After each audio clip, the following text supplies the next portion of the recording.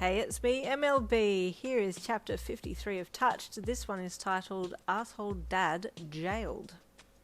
You bounded through the door that afternoon after Brian dropped you back home, squealing excitedly. "I got the library job, Hawks," you squealed as you ran and jumped into his arms. "Hey," he replied with a chuckle as you barreled into him. "Well done. When do you start?" "Next week on Monday," you replied happily. "I'm really excited because I don't have to talk to anyone and it's expected for everyone to be shushed." He laughed. "How did I not see that coming?" he said as he kissed you. "I'll drop you in on your first day," he said with a cheeky smile. "No, don't," you replied. "You're gonna cause trouble. I know you." "Ah, no fair," he replied playfully. "Well, I've got more good news for you." "Really? What's that?" you asked as he slid you down his front and placed you back on the ground. "Well, I've just spoken with the police commissioner and I'm having your dad tried in High Court this coming Wednesday.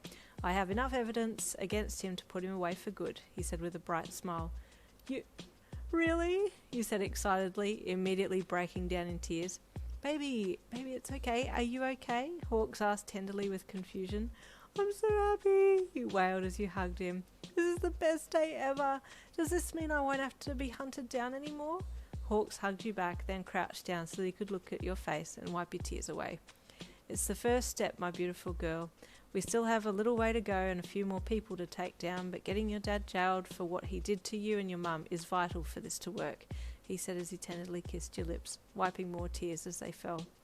"Oh, I thought it was the end," you said as you sniffed heavily. "Not quite, baby, but we'll get there, I promise," he said as he hugged you again. "Stay strong. I won't let anything bad happen to you, but you still need to keep your guard up," he warned. You nodded. "So, do I get to be there when the judge sends him to jail?" you asked. "Well, that's the thing. We can't take you in because if you attend as Yin, but have this new haircut and colour, you'll blow your cover," Hawk said regretfully. "I'll be taking your mum, Brian, and Uncle Anthony in as witnesses. Them, coupled with the psychologist's reports, are sure to get him jailed for a very long time." "Yay," he said excitedly. "I'd pay good money to watch Brian take him on." "I'll give you a running commentary when I get back from court," Hawks said with a laugh as he stood up. The day of the trial arrived, and your man was looking sharp as ever as he stepped out of the bedroom and into the lounge in a suit.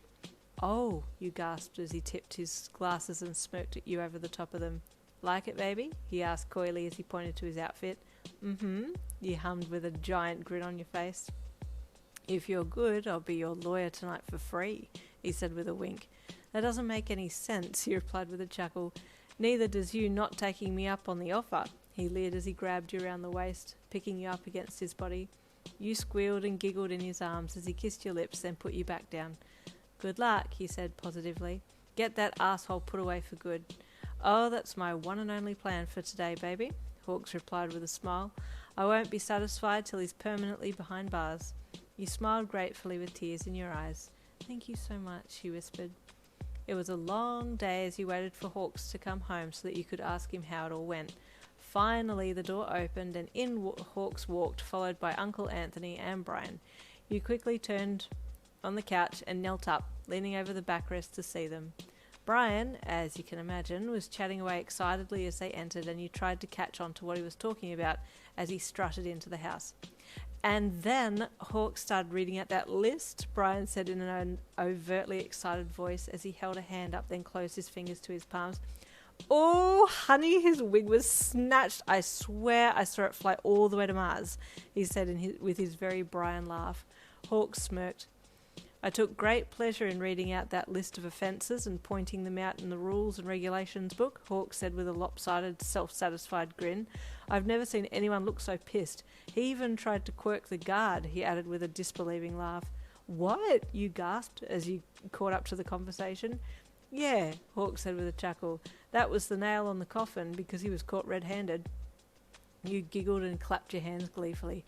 "Honey, your man is amazing," Brian said as he walked around the lounge and flopped down in the seat beside you, flicking one leg up and over the other.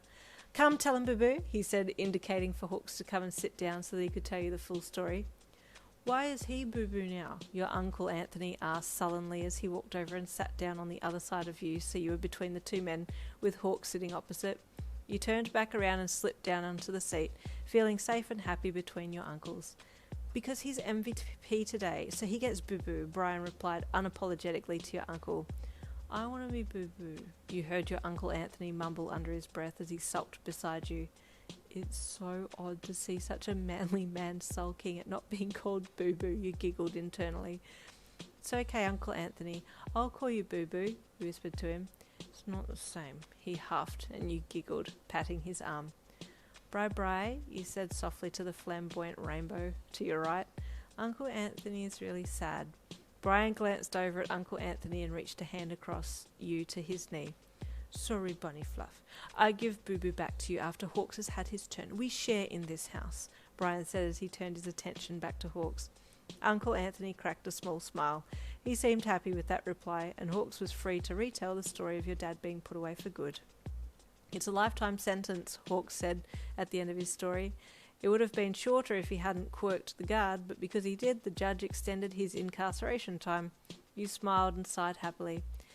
Well, that's him gone, you said. How was Mum? Was she okay? You asked, remembering that she had been one of the witnesses. She did really well, Uncle Anthony said from his spot to your left. She stayed strong the whole time and told it how it was. Oh, that's wonderful, you said happily. What an awesome day. Later that night in bed, you asked Hawks what he had planned to do next. Well, the next part might be tricky. I have to get in touch with some villains to get someone else taken out, he said bluntly. It's not a hit job. I'll just let them know that they were about to be subjected to spy infiltration, then give them the name of the person who was intending to see it happen. Will that work? You asked curiously. Well, it's my only plan at the moment, he replied. We'll just see how it plays out. And that's the end of chapter 53. Stay tuned for chapter 54. I wonder who of the villain group he is going to contact. You'll just have to wait and see.